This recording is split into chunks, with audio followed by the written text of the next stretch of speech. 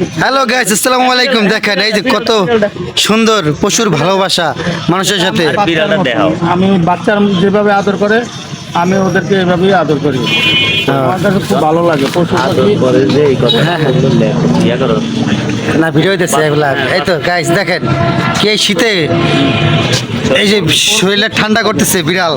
করতে এক মিনিট আছে, কয়দিন পরে বাচ্চা হবে। সবাই দোয়া করবেন যাতে 3-4টা বাচ্চা হয়। একটু হাতে আদর করে খাওয়া। আমার খুব ভালো লাগে ওদেরকে আদর করলে, দুধটা খাওয়াতে পারলে আমার খুব ভালো লাগে। আমি সবসময় ওদেরকে আমার বাচ্চা যেভাবে আদর করে আমি ওদেরকে আদর করি।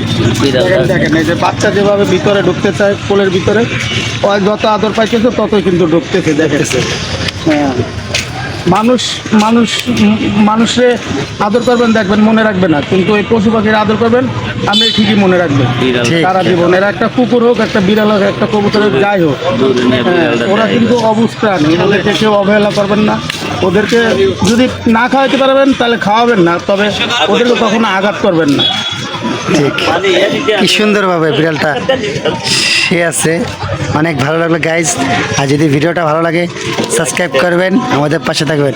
সবাইকে অনেক ধন্যবাদ। আসসালামু আলাইকুম ওয়া রাহমাতুল্লাহি ওয়া বারাকাতুহু।